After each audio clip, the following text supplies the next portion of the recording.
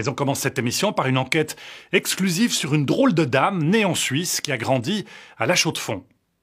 Nathalie Yamb, c'est son nom, est sur liste noire des Américains et des Français. Elle est accusée de faire partie d'un réseau d'influence actif depuis la Suisse où elle vit, au service de Vladimir Poutine et du groupe paramilitaire Wagner qui participe à la guerre contre l'Ukraine. Son combat à elle, à travers les réseaux sociaux, c'est l'Afrique où elle est devenue une star. Soutenir la Russie, c'est aider l'Afrique à se débarrasser de la France, assure-t-elle.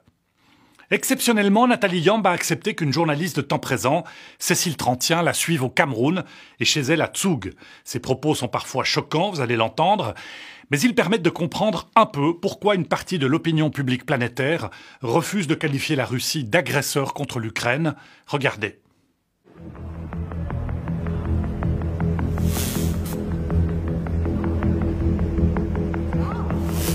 Nathalie Yamb est une femme discrète, mais très puissante.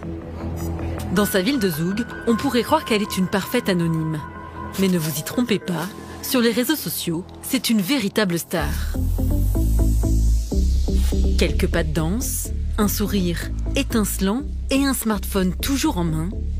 À 53 ans, l'influenceuse suisse affole les compteurs avec plus d'1 million d'abonnés. Mais derrière ces photos tout sourire, se cache peut-être une face beaucoup plus sombre. Depuis la guerre en Ukraine, ses prises de position interrogent. Les États-Unis l'accusent de lien avec la Russie et le groupe paramilitaire Wagner, et la France l'a même interdite de territoire. Qui se cache réellement derrière celle que l'on surnomme la Dame de Sotchi? Nous avons mené l'enquête.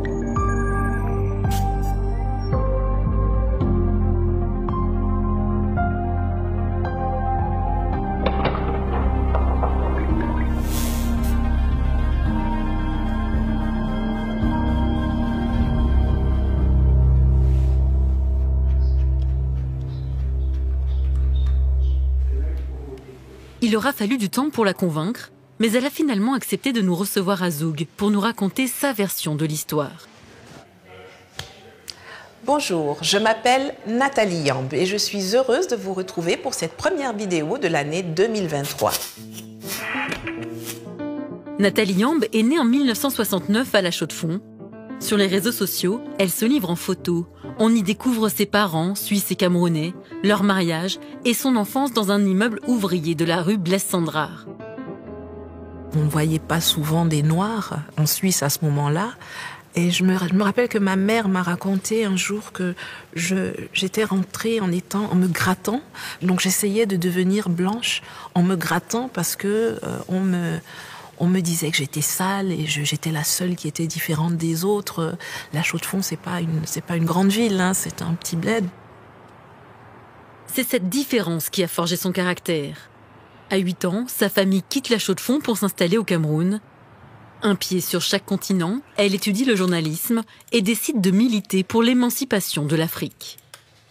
Fichez la paix aux pays africains. On ne veut ni de votre pseudo-générosité, ni de votre présence militaire, monétaire, économique, diplomatique et humanitaire chez nous. Allez aimer quelqu'un d'autre. Vous allez fouiller les livres d'histoire que l'on enseigne dans les écoles en France. Vous ne trouverez aucune trace de la barbarie avec laquelle les colons français ont brûlé, tué, égorgé les populations et indépendantistes camerounais. Des phrases chocs qui séduisent plus d'1 million d'abonnés à travers le monde, dont cette lausannoise, connue sous le pseudo d'Aganisha.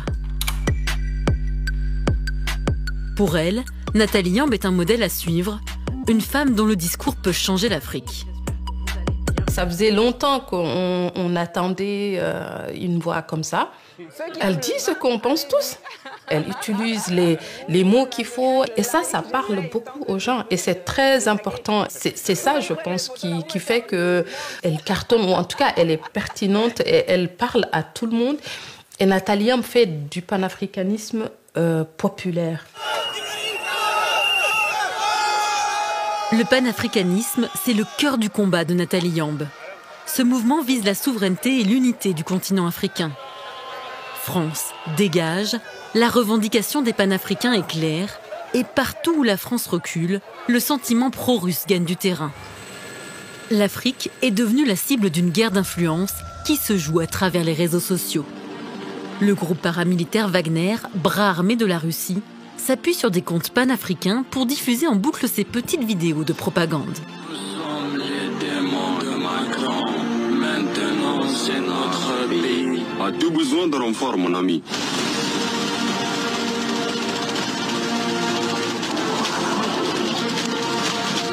Bon travail. On vous a apporté encore plus d'armes. Merci, mes amis. Heureux d'aider, mon ami. Vous l'aurez compris, Russes et panafricains ont un ennemi commun, l'Occident.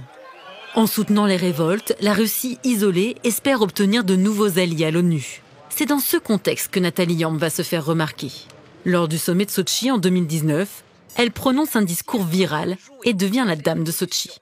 Mais nous ne venons pas en Russie pour y chercher de nouveaux maîtres qu'on substituera aux anciens. Nous y venons pour trouver des partenaires, pour faire du business gagnant-gagnant pour la Russie comme pour les pays africains concernés. Égérie des panafricains, Nathalie Yamb a un profil particulièrement intéressant pour les hommes de Poutine. Mais a-t-elle été payée et recrutée pour diffuser ce type de message pro-russe?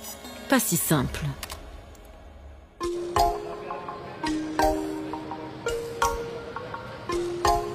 Pour continuer notre enquête, il faut se rendre au Cameroun. C'est là que se déroulent les Pan African Awards, sorte d'Oscar politique. Et à Douala, la star c'est Nathalie Yamb. Dès son arrivée, c'est un tourbillon de photos et d'admirateurs. Quittez. Venez les filles. Bon, celles qui savent qu'elles sont grandes restent derrière. Celles qui connaissent qu'elles sont petites n'ont qu'à me rejoindre. Chacun veut immortaliser le moment avec celle qu'il surnomme affectueusement Tata Yamb. Des réseaux sociaux à la réalité. Non, on le fait ensemble. Paul Ella est l'organisateur de cet événement. Pour lui, la Suissesse est la personnalité en vue du moment. Nathalie Yamb, incontestablement, c'est une icône du panafricanisme. Et l'invité, c'est tout un symbole. C'est quelqu'un qui a pris son bâton de pèlerin pour justement, contre vents et marées, dénoncer les injustices qui se présentent face à l'Afrique depuis bien trop longtemps aujourd'hui. Et justement, l'objectif du travail de Nathalie Yamb, c'est d'amener les Africains à prendre conscience de ce qu'ils sont et d'arrêter en fait de se laisser de se laisser lire dans le regard des autres. Sur scène, Nathalie Yamb tire à boulet rouge contre la France, appelle à boycotter les médias occidentaux et renverser les régimes soutenus par Paris. Ici, aucun drapeau russe, mais l'ombre du Kremlin ne semble jamais bien loin. Je pense que beaucoup dans la salle ont entendu que j'étais l'influenceuse à la solde de Poutine, l'influenceuse à la solde de la Russie. Cette étiquette d'influenceuse pro-Poutine l'agace au plus haut point. Cela sous-entend que les Africains sont incapables de se battre pour leurs propres intérêts, de penser par et pour eux-mêmes. Que nous sommes des gens qui ont pour vocation d'être soit la marionnette de quelqu'un, soit la marionnette de quelqu'un d'autre. Donc je trouve ça dénigrant, raciste, méprisant. La polémique est rapidement balayée. Nathalie Yamb préfère nous emmener faire un tour dans un tout autre décor.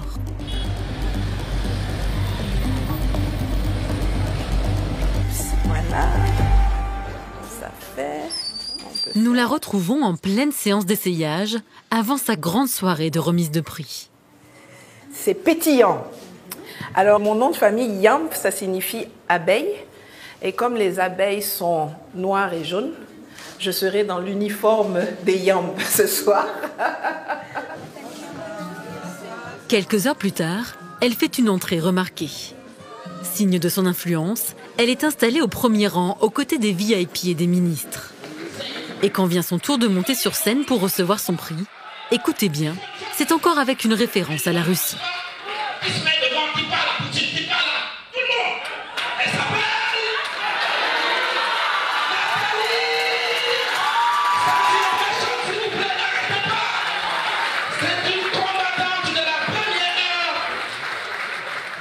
Pour comprendre la star des panafricains, il faut s'intéresser à son entourage. Sur les réseaux, Nathalie Yamb s'affiche régulièrement avec un autre influenceur, Kémy Séba, qu'elle présente comme son frère de sang. Mais vous allez le voir, cette proximité inquiète au plus haut niveau.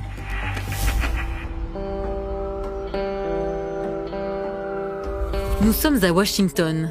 Ici, Nathalie Yamb et Kémy Séba ne sont pas des inconnus. Loin de là. Fin 2022, le département d'État, l'équivalent de nos affaires étrangères, publie ce communiqué intitulé « Campagne de désinformation en Afrique ». Nathalie Yamb et Kémy Séba sont présentés comme des maillons essentiels du réseau d'Evgueni Prigojine. Une accusation lourde de sens car Prigojine, c'est le fondateur du groupe Wagner, un groupe classé organisation criminelle par les États-Unis. Pour ce chercheur français, spécialiste de l'influence russe, Wagner pilote directement certains panafricains. Wagner va financer par exemple des radios ou va corrompre des journalistes pour aller diffuser des contenus qui vont être soit favorables à la Russie, soit très critiques de cette présence française. Et ça, de ce point de vue, on voit bien qu'on a des liens qui se tissent entre des structures liées à la galaxie Prigojine et à Wagner et des personnalités africaines qui se réclament du panafricanisme. C'est le cas par exemple de Nathalie Yamb ou de Kémy Séba qui sont les plus connus. Fin 2020, sur ce plateau de télévision, Kémy Séba se vantait même ouvertement de l'avoir rencontré. Et donc ce Evgueni Prigojine va financer tous les mouvements opposés à l'oligarchie occidentale. Il va en financer en Amérique du Sud, il va en financer au Moyen-Orient, il va en financer en Afrique. Et moi qui vous parle, j'ai eu l'occasion de rencontrer Evgueni Prigojine. J'ai été invité chez lui. Je précise, c'est l'un des hommes considérés comme les plus dangereux de la planète. Donc nous, chaque fois qu'on est avec des gens qui peuvent s'opposer à l'oligarchie française et l'oligarchie occidentale, on prend cette alliance ponctuelle et on avance. On est dans un combat sérieux. D'accord ? Depuis, Kémy Séba a pris ses distances avec Prigojine et Nathalie Yamb dément fermement toute implication. Quand le communiqué du département d'État américain écrit que vous êtes un maillon essentiel du réseau de Evgueni Prigojine, que vous êtes une colporteuse très prolifique de désinformation, ça c'est des accusations extrêmement sérieuses à votre encontre. Ils disent pas ça à la légère. Bon, ils disent ça, moi je dirais à la légère, parce que quand je lis la note du département d'État, je vois une reprise de tout ce que les médias français balancent sans jamais fournir l'ombre d'une preuve, de quoi que ce soit. Moi j'aimerais bien qu'on me prouve que je connais Evgueni Prigojine. Ces preuves existent-elles ? Silence côté américain. Mais en fouillant sur Internet, nous découvrons une série de photos intrigantes. On y voit Nathalie Yamb tout sourire, posée lors de 2 conférences en Russie et à Berlin. Des conférences organisées par Afrique, une association sous sanction. Grâce au logiciel de reconnaissance faciale, nous identifions les participants. À droite, Alexandre Malkevitch, un Russe sous sanction expulsé des États-Unis pour tentative d'ingérence dans les élections. Et à gauche, Yulia Berg, ancienne employée de Prigojine, également sous sanction. 2 noms bien connus de cet ancien journaliste de télévision russe, aujourd'hui réfugié à Lausanne. Ce sont 2 personnages très importants dans la hiérarchie du système de Prigojine. Malkevitch, il est responsable de toutes les activités médiatiques visées exactement à influencer l'opinion publique à l'étranger. Et son assistante, Madame Berg, il est aussi connu comme une spécialiste en relations publiques. Elle est aussi diplômée en politique appliquée. Alors voilà 2 personnages qui sont peut-être principaux dans le domaine de soft power exercé par Prigojine. Ils utilisent ça, cette étiquette, l'Afrique, mais il n'y a rien à voir avec l'Afrique. Il n'y a que des experts ou des spécialistes, entre guillemets, ou des politiciens payés par le Kremlin pour faire de la propagande pour le Kremlin, pour Poutine, pour son entourage. Voilà. Alors, ils cherchent des personnes qui ont de l'influence en Afrique, y compris Madame Nathalie Yamb. Des personnes qui peuvent être tout d'abord manipulées, contrôlées et, j'ose le dire, payées. Pour Nathalie Yamb, comment est-ce qu'on peut être certain de ce financement ? Mais vous pensez qu'elle participe à des événements arrangés par la Russie, par le Kremlin, par sa volonté ? Ça veut dire les volontaires ou bénévoles ? Je suis pas sûr. À Londres, sur les bords de la Tamise, notre enquête s'accélère. Nous avons rendez-vous avec cette femme que nous appellerons Maria. Elle est russe et nous demande de protéger son identité, car s'attaquer au Kremlin et aux hommes de Wagner est très risqué.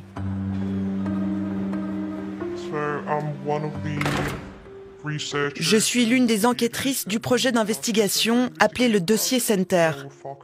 Notre objectif principal, c'est d'enquêter sur les crimes commis par les cercles proches du Kremlin. Maria nous transmet des documents internes au groupe Wagner, obtenus grâce à une fuite de données. On y découvre d'abord le passeport camerounais de Nathalie Yamb, ainsi que des lettres d'invitation comme experte pour l'association Afrique. Et un peu plus loin, ce document extrêmement intéressant. On peut y lire qu'Afrique est un outil de soft power.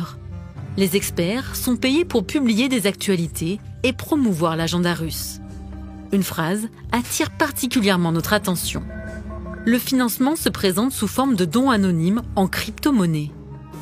Impossible donc de trouver la moindre preuve financière, mais ces indices sont importants. Nathalie Yamb fait partie, ou du moins faisait partie, de la structure appelée Afrique. Et Afrique est sous sanction. Je veux dire, quand on parle de drapeau rouge, ce sont d'importants signaux d'alerte qu'il faut prendre en considération lorsque vous décidez de participer comme experte à des conférences. Ça devrait vraiment être pris au sérieux parce que c'est votre réputation qui est en jeu et vous devriez faire attention à votre réputation. Cela vaut pour Nathalie Yamb. Est-ce que vous avez reçu de l'argent directement d'Afrique? Non, je n'ai jamais été financée ni par Afrique, ni par Wagner, ni par Monsieur Poutine. Maintenant, je lis partout que je suis financée, je le répète toujours et je lance un appel ici. Si quelqu'un sait où est le compte, où arrivent ces financements, je suis preneuse, je ne dis pas non. Mais maintenant, si Monsieur Prigojine entend cette interview et qu'il pense qu'il doit me financer, toujours le compte en banque, s'il vous plaît. Aujourd'hui, honnêtement, moi, je prendrai l'argent d'où qu'il vienne. Donc, je n'ai aucun état d'âme. Moi, j'ai plus de mal avec l'armée française, aujourd'hui, qu'avec Wagner. Ces propos volontairement provocateurs ont du mal à passer à Paris. Contacté, le ministère des Affaires étrangères nous confirme avoir demandé à 2 reprises la suspension temporaire des comptes Twitter et Facebook de Nathalie Yamb. Plus grave encore, elle est devenue interdite de territoire en France. Le général Pascal Yanny est l'un des instigateurs de cette mesure. Pour lui, la décision était inévitable. Il était estimé que la présence de cette personne sur le territoire français n'était plus tellement logique puisqu'elle appelait à la violence, elle critiquait la France et donc il n'y avait pas de raison qu'elle vienne sur le territoire français. Mais Nathalie Yamb ne tremble pas un instant lorsque nous lui soumettons le document français qu'elle affirme ne jamais avoir reçu. J'ai du mal à croire que ce soit un document officiel. D'abord parce que c'est mal écrit. Ensuite, bon, peut-être que je surestime l'administration française, hein, c'est possible. Mais c'est rempli de ragots. Donc tout est faux là-dedans? Je vois rien là-dedans. Je vois que je cautionne et encourage le recours à la violence à l'encontre des symboles de la présence française en Afrique. C'est faux. S'il s'agit de dire que j'envoie des gens pour casser des ambassades, pour tuer des Français, c'est complètement hors sol. Vous vous êtes réjoui de la mort de soldats français? Je ne pleure pas la mort de soldats français. Je considère que l'armée française en Afrique est une armée d'occupation. Sous ce prisme-là, je considère que ce sont nos adversaires. Et je ne vais jamais pleurer pour la mort d'un soldat français. Malgré les sanctions, elle flirte sans complexe avec les limites. Chaque soldat français qui tombe en Afrique, c'est un ennemi qui tombe. Prenez tous vos CFA et puis déchirez. Les Français, à travers leurs supplétifs terroristes qu'ils ont installés, entraînés, financés, équipés. Mais pour l'armée, la liberté d'expression ne permet pas tout. Ce qui nous intéresse chez une personne comme Nathalie Yamb ou d'autres personnes d'ailleurs, c'est ce qu'elle véhicule comme fausses informations, la façon dont elle déforme les informations et dont elle essaie d'attiser le sentiment anti-français ou de provoquer des manifestations contre la présence française. On ne peut pas laisser dire n'importe quoi sur les réseaux sociaux ou ailleurs. Il faut dire la vérité. Et à partir du moment où ces manipulations d'informations se traduisent par des menaces physiques, on ne peut pas laisser faire. Il faut intervenir. Est-ce que vous avez une preuve que Nathalie Yamb est directement liée, financée au groupe Wagner? Non, je n'ai pas de preuve de lien direct, mais je constate que les éléments de langage sont souvent très similaires de ceux qu'on peut trouver sur d'autres comptes ou sur les positions officielles de la Russie. Depuis chez elle à Zoug, la militante suisse semble intouchable et continue de semer la zizanie. Mais pour combien de temps encore? Septembre 2022, premier coup de semonce, sa banque ferme ses comptes. Et quand elle demande sa propre fiche de renseignement à la Confédération, voici ce qu'elle reçoit. Une centaine de pages censurées. C'est noir. Et c'est même pas si noir que ça, parce qu'il y a des plus noirs encore. Il y a 2 pages complètement floutées. Je sais pas pourquoi. Ils avaient envie de finir l'encre noire du ministère. Est-elle perçue comme une menace par la Confédération? Ni le service de renseignement ni la police fédérale n'ont souhaité commenter. Mais une chose est sûre, son discours et ses tweets pro-russes comme celui-ci ne lui attirent pas que des amis. Je reçois très concrètement des menaces de mort. Je reçois des photos de moi prises dans la ville de Zoug pour bien me faire savoir qu'on sait où j'habite. Donc je sais de façon factuelle que je suis suivie et que ce n'est pas avec de bonnes intentions, puisque les lettres disent qu'il s'agit de me tuer, de tuer mon fils, de s'attaquer à ma famille. Arrête tes attaques, sinon on va te tuer. Cette femme est instrumentalisée par Moscou. Elle habite dans votre immeuble, elle vous met en danger. Mobilisons-nous pour qu'elle quitte la ville. Qui se cache derrière ces menaces selon vous? Oh, c'est pas beaucoup de suspense sur ça, hein. C'est les services français. Ils ne s'en cachent pas d'ailleurs réellement. Ils me menacent sur les réseaux sociaux. C'est une évidence que ça vient de leur côté. Nathalie Yamb a déposé plainte, une enquête de police est en cours. La dame de Sotchi n'a donc pas fini de faire couler de l'encre. Il n'y a que la mort qui m'arrêtera, qu'elle soit naturelle ou violente, il n'y a que elle qui m'arrêtera.